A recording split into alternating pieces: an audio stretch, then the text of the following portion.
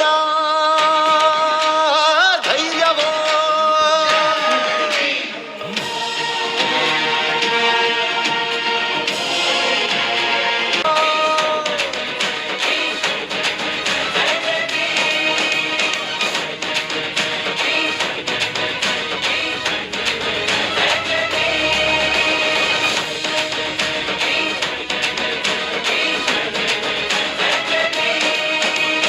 ಉತ್ತುಂಗದಲ್ಲಿ ಉರಿಯೋ ಸೂರ್ಯನೇ ನೀನುದವರ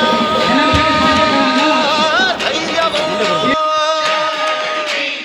ಡಾಕ್ಟರ್ ಬಾಬಾ ಸಾಹೇಬ್ ಸಂವಿಧಾನ ಶಿಲ್ಪಿ ಬಾಬಾ ಸಾಹೇಬ್ ಅಂಬೇಡ್ಕರ್ ಅವರಿಗೆ ಅತ್ಯಂತ ಒಂದು ಹೆಮ್ಮೆಯಿಂದ ಇಡೀ ದೇಶದ ಜನ ನಾವು ನೋಡ್ತಕ್ಕಂಥದ್ದು, ಪ್ರತಿಯೊಬ್ಬರು ಅವರಿಗೆ ಗೌರವನ ಕೊಡ್ತಕ್ಕಂಥದ್ದು.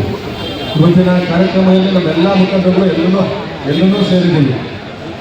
ಅದನ್ನು ನಿನ್ನೆಲ್ಲ ಚರ್ಚೆ ಮಾಡಿ ಯಾವ ರೀತಿ ಮಾಡಬೇಕು ಅವರಿಗೆ ಗೌರವ ಬರ್ತಕ್ಕಂಥದ್ದು ಒಪ್ಕೊಂಡಿದೆ. ಅದೇ ರೀತಿ ಸಮಗ್ರವಾಗಿ ಪಾರ್ಕನ್ನು ಅಭಿವೃದ್ಧಿ ಮಾಡಿ ಮಾಡ್ತಕ್ಕಂಥದ್ದು ಅಂತಕ್ಕಂಥ ತೀರ್ಮಾನ ಮಾಡಿದೆ. ಅದೇ ರೀತಿ ಮಾಡ್ಕೊಡ್ತಕ್ಕಂಥ ಕೆಲಸವನ್ನು ಯಾರಿಗೂ ಒಂದು ಗೌರವಕ್ಕೆ ಚ್ಯುತಿ ಬರ್ದ ರೀತಿ ಮಾಡೋಣ. ಅವತ್ತು ಒಂದು ದೊಡ್ಡ ಸರ್ಕಾರಿ ಕಾರ್ಯಕ್ರಮವನ್ನು ಇದು ಮಾಡಿ ಪುತ್ಥಳಿ ಇನಾಗ್ರೇಷನ್ ಅವತ್ತು ಒಂದು ದೊಡ್ಡ ಕಾರ್ಯಕ್ರಮವನ್ನೇ ಮಾಡೋಣ ಅಂತ ಹೇಳಿ, ಜೊತೆಗೆ ತಮ್ಮ ಕಮಲಾನಗರಕ್ಕೆ ಹಿಂದೆ ದೇವರಾಜ ಅವರು ಈ ರಾಜ್ಯದ ಮುಖ್ಯಮಂತ್ರಿಗಳಾಗಿದ್ದಾಗ 1978ರಲ್ಲಿ ಹಕ್ಕುಪತ್ರವನ್ನು ಕೊಡ್ತಕ್ಕಂಥ ಏನೋ ಒಂದು ಶ್ರೀಮಂತ ಬರೀ ಹಕ್ಕುಪತ್ರ ಅಲ್ಲ, ಇಡೀ ರಾಜ್ಯದ ಜನತೆಗೆ ಒಬ್ಬ ಹಿಂದುಳಿದ ವರ್ಗದ ನಾಯಕ ಮಾದರಿಯಾಗಿ ಕೆಲಸ ಮಾಡಿದ್ದಾರೆ. ಅವರ ಪ್ರತಿಮೆಯನ್ನು ಮಾಡಬೇಕು ಅಂತಕ್ಕಂಥದ್ದನ್ನ ನಾನು ಒಂದು ಬಾರಿ ಅವ್ರನ್ನ ಭೇಟಿಯಾಗಿದ್ದೆ. ನಾನು government science college general secretary ಇದ್ದಾಗ ಅವ್ರು ನಾನು ಕಾಲೇಜಿಗೆ ಕರೆಸಿದ್ದೆ ವೆಲ್ನೆಟ್ರಿ ಫಂಕ್ಷನ್ಗೆ. പക്ഷെ ಅಂಥ ಪುಣ್ಯಾತ್ಮನ ನಾವೆಲ್ಲ ನೆನೆಸ್ಕೊಬೇಕು ಅಂತಕ್ಕಂಥ ದೃಷ್ಟಿಯಿಂದ ಮಾಡ್ತಾ ಇರ್ತಕ್ಕಂಥದ್ದು. ನಾಡಪ್ರಭ ಕೆಂಪೇಗೌಡರ ಅವರ ಪ್ರತಿಮೆ ಇರಬೇಕು ಅಂತ ಈ ಭಾಗದಲ್ಲಿರ್ತಕ್ಕಂಥ ಅನೇಕ ಹಿರಿಯರು ಇದು ಮಾಡಿದ್ರೆ ಅದಕ್ಕೂ ಗೌರವ ಕೊಡ್ತಕ್ಕಂಥ ಕೆಲಸವನ್ನು ಎಲ್ಲೂ ಚ್ಯುತಿ ಆಗದಂಗೆ ಮಾಡಿಕೊಡ್ತೀನಿ ಅಂತಕ್ಕಂಥ ಮಾತನ್ನು ಈ ಸಂದರ್ಭದಲ್ಲಿ ಕೊಡ್ತಾನೆ. ನಾವೆಲ್ಲ ಒಟ್ಟಾಗಿ ಇಲ್ಲಿ ಒಂದು ಸಮಾಜ ಅಲ್ಲ, ಎಲ್ಲ ನೂರಾರು ಸಮಾಜಗಳಿದ್ದೀವಿ, ಎಲ್ಲ ಒಟ್ಟಾಗಿ ಹೋಗೋಣ ನನ್ನ ಅವಧಿನಲ್ಲಿ ಇರ್ತಕ್ಕಂಥ ಮಾತನ್ನು ಹೇಳಿ ಮುಂದೆ ಇರ್ತಕ್ಕಂಥ ಕಾರ್ಯಕ್ರಮದಲ್ಲಿ ನಿಮ್ಮನ್ನೆಲ್ಲ ಕರೆಸ್ತೀನಿ. ಯಾವ ರೀತಿ ಇದನ್ನು ಮಾಡ್ತಕ್ಕಂಥದ್ದು ಅದನ್ನೆಲ್ಲ ಇನ್ನೊಂದು 4-5 ದಿನದಲ್ಲಿ ಸ್ಕೆಚ್ ಎಲ್ಲ ರೆಡಿ ಆಯ್ತದೆ. ನಿಮ್ಮ ಜೊತೆ ಕೂರ್ತಿ ಯಾವ ಕೆಲಸವನ್ನು ಪ್ರಾರಂಭ ಮಾಡ್ತಾ ಇದ್ದಾರೆ.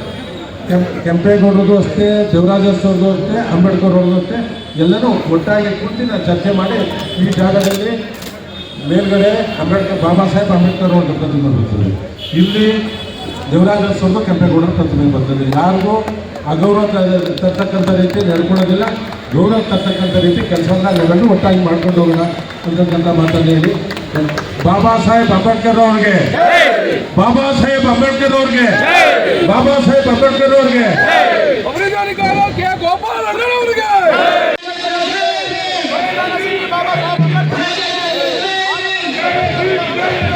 ಭಾರತ ರತ್ನ ಸಂವಿಧಾನ ಶಿಲ್ಪಿ ಡಾಕ್ಟರ್ ಬಾಬಾ ಸಾಹೇಬ್ ಅಂಬೇಡ್ಕರ್ ಅವರ 135ನೇ ಜನ್ಮದಿನೋತ್ಸವದ ಇಡೀ ರಾಜ್ಯದ ಜನತೆಗೆ ಹೇಳ್ತಾ, ವಿಶೇಷವಾಗಿ ನಮ್ಮ ಕಮಲಾನಗರದಲ್ಲಿ ನಮ್ಮ ಸಿದ್ಧಲಿಂಗಣ್ಣವ್ರು ಇರ್ಬೋದು, ಜಗದೀಶ್ ಅವರು ಇರ್ಬೋದು, ಚಿಕ್ಕಣ್ಣವರು, ಚಿಕ್ಕರಾಮಣ್ಣು, ಸೀನಣ್ಣವರು, ಎಲ್ಲ ಮುಖಂಡರುಗಳು, ಎಲ್ಲ ಸಮಾಜದ ಮುಖಂಡರುಗಳು ಇಲ್ಲಿ ಬಾಬಾ ಸಾಹೇಬ್ ಅಂಬೇಡ್ಕರ್ ಅವರ ಒಂದು ಪ್ರತಿಮೆ ಬೇಕು ಅಂತಕ್ಕಂಥದ್ದನ್ನ ಹಲವಾರು ವರ್ಷದ ಬೇಡಿಕೆ ಆಗಿತ್ತು. ಆ ಬೇಡಿಕೆಯನ್ನು ಮನ್ನಿಸಿ ನಾವೆಲ್ಲ ಈ ಸ್ಥಾನಕ್ಕೆ ಬರಬೇಕಾದ್ರೆ ಡಾಕ್ಟರ್ ಬಾಬಾ ಸಾಹೇಬ್ ಅಂಬೇಡ್ಕರ್ ಅವರೇ ಕಾರಣ. ಅವರ ಬಗ್ಗೆ ಯಾರೂ ಲಘುವಾಗಿ ಮಾತಾಡ್ತಕ್ಕಂಥದ್ದೆಲ್ಲ, ಒಬ್ಬ ಸರ್ವಶ್ರೇಷ್ಠ ನಾಯಕ ಬಾಬಾ ಸಾಹೇಬ್ ಅಂಬೇಡ್ಕರ್ ಅವರು. ಮೊದಲನೇ ಬಾರಿಗೆ ನಾಡಿನ ಎಲ್ಲ ಜನತೆಗೆ ಅಂಬೇಡ್ಕರ್ ಜಯಂತಿಯ 135ನೇ ವರ್ಷದ ಶುಭಾಶಯ ಕೋರ್ತಾ ಇದ್ದೀವಿ. ಮತ್ತು ಇವತ್ತು ನಡೆದಿರೋ ಕಾರ್ಯಕ್ರಮ ಡಾಕ್ಟರ್ BR ಅಂಬೇಡ್ಕರ್ ಪ್ರತಿಮೆ ಪ್ರತಿಷ್ಠಾಪನಾ ಸಮಿತಿ ತುಂಬ ವರ್ಷಗಳಿಂದ ಇಲ್ಲೊಂದು ಆಸೆ ಇತ್ತು, ಎಲ್ರಿಗೂ ಒಂದು ಹೆಬ್ಬೈಕೆ, ಒಂದು ಸ್ಟ್ಯಾಚು ಆಗಬೇಕು ಅನ್ನೋ ಒಂದು ಪ್ರತಿಮೆ ಆಗಬೇಕು, ಒಂದು ಅನಾವರಣ ಮಾಡಬೇಕು ಅಂತ ಇತ್ತು. ತುಂಬ ಜನ ಎಲ್ಲ ಅದ್ರ ಬಗ್ಗೆ ಕಾಳಜಿ ವಹಿಸೋರು, ಆದರೆ ಯಾರು ಮಾಡಬೇಕು ಅಂತ ಯಾರಿಗೂ ಮನಸ್ಸು ಹಚ್ಚಿರಲಿಲ್ಲ. ಆದರೆ ನಮ್ಮ ನಾಯಕರಾದ ಕೆ ಗೋಪಾಲಣ್ಣವರು ಶಾಸಕರಾಗಿ ಹೇಳೋರು, ನಾನು ಮಾಡಿಕೊಡ್ತೀನಿ ಅಂತ. ಆ ಪ್ರತಿಮೆ ಯಾವ ಸ್ಥಳದಲ್ಲಿ ಮತ್ತು ಯಾವ ಥರ ಪ್ರತಿಮೆ ಬೇಕು ಅದನ್ನೇ ಮಾಡಿಕೊಡ್ತೀನಿ ಅಂತ ಹೇಳೋರು. ಇಂದು ನಾವೆಲ್ಲರೂ ಇಲ್ಲಿ ಎಲ್ಲ ನಮ್ಮ ಮಹಾಲಕ್ಷ್ಮಿ ಲೇಔಟ್ನ ಜನತೆ ಪರವಾಗಿ ಅವ್ರಿಗೆ ಕೃತಜ್ಞತೆಗಳನ್ನು ಸಲ್ಲಿಸ್ತಾ ಇದ್ದೀವಿ. ಹಾಗೂ ಒಂದೇ ಸಾರಿ ನಮ್ಮ ದೇವರಾಜ ಅವರ ಪ್ರತಿಮೆ ಹಾಗೂ ಬೆಂಗಳೂರು ನಾಡಕಟ್ಟಿದ ಕೆಂಪೇಗೌಡರ ಪ್ರತಿಮೆನೂ ಅನಾವರಣ ಆಗ್ತಾ ಇದೆ. ಮುಂದೆ ಈ 3 ಪ್ರತಿಮೆಗಳು ಪ್ರತಿಷ್ಠಾಪನೆ ಆಗೋ ದಿನ ಇನ್ನೂ ದೊಡ್ಡ ಮಟ್ಟದ ಕಾರ್ಯಕ್ರಮ ನಡೆಯುತ್ತೆ ಅಂತ ಹೇಳಿ ನಿಮಗೆಲ್ಲರಿಗೂ ಧನ್ಯವಾದ ಹೇಳ್ತೀನಿ. 135ನೇ ಅಂಬೇಡ್ಕರ್ ಜಯಂತಿ ಇದೆಂಥ ವಿಶೇಷವಾದ ದಿನ ಅಂದರೆ ಸುಮಾರು 74ರಿಂದ ಕಮಲಾನಗರವನ್ನು ಬಡಾವಣೆಯನ್ನು ಕಟ್ಟಕ್ಕೆ ದಲಿತರು ಇಲ್ಲಿ ವಾಸ ಮಾಡಿದರು. 78ರಲ್ಲಿ ದೇವರಾಜ ಅರಸು ಅವರು ಬಂದು ಈ ಬಡವರ ಗುಡಿಸಲುಗಳನ್ನ ನೋಡಿ ಇಲ್ಲ ಇದು ಯಾವುದೇ ಸರ್ಕಾರ ತಗೋಬಾರ್ದು, ಇದನ್ನು ಪೊಲೀಸ್ ಇಲಾಖೆ ಆಗಲಿ ಅಥವಾ ವಸತಿ ಇಲಾಖೆ ಆಗಲಿ ಈ ಜಾಗನ ತಗೋಬಾರ್ದು ಅಂತೇಳಿ 78ರಲ್ಲಿ ಇಲ್ಲೇ ಘೋಷಣೆ ಮಾಡಿ ಹೋಗಿದ್ರು. ನಮ್ಮ ಕನಸೇನಾಗಿತ್ತು ಅಂದರೆ ಅವತ್ತಿನಿಂದಲೂ ಕೂಡ ಇಲ್ಲಿ ಅರಸು ಅವರ ಹೆಬ್ಬಾಗಿಲು ಮತ್ತು ಅರಸು ಅವರ ಮುಖ್ಯ ರಸ್ತೆ ಅಂತ ಅವತ್ತೇ ನಾವು ಮಾಡ್ಕೊಂಡಿದ್ವಿ. ಆದರೆ ದೇವರಾಜ ಅರಸು ಅವರ ಪ್ರತಿಮೆಯನ್ನು ಅನಾವರಣ ಮಾಡಬೇಕಿಲ್ಲಿ. ಹಾಗೆ ದಲಿತರು ಹೆಚ್ಚು ಜನ ಇರೋದರಿಂದ ಅಂಬೇಡ್ಕರ ಪ್ರತಿಮೆಯನ್ನು ಇಲ್ಲಿ ನಿಲ್ಲಿಸಬೇಕು ಅಂತ ಹೇಳಿ ಸುಮಾರು 30 ವರ್ಷಗಳಿಂದ ನಾವು ಹೋರಾಟವನ್ನು ಮಾಡಿದ್ವಿ. ಸನ್ಮಾನ್ಯ ಗೋಪಾಲಯ್ಯನವರು ಮಾಡ್ತೀನಿ, ಕೆಲವು ತೊಡಕುಗಳಿದ್ದಾವೆ, ಕಾನೂನು ತೊಡಕಿದ್ದಾವೆ, ನಾನು ಅದೆಲ್ಲನೂ ಸರಿಪಡ್ಕೊಂಡು ಮಾಡ್ತೀನಿ ಅಂತ ಹೇಳಿದ್ರು.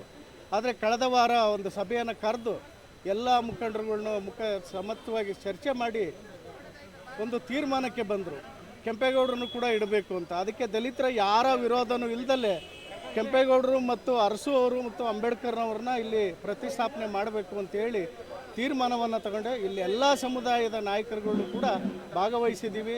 ಆದರೆ ಇವತ್ತು ಗುದ್ದಲಿ ಪೂಜೆ ಆಗಿದೆ. ಇನ್ನೊಂದು 6 ತಿಂಗಳಲ್ಲಿ ಬಹುಶಃ ಅಂಬೇಡ್ಕರ ಪ್ರತಿಮೆ ಅನಾವರಣ ಆಗ್ತದೆ.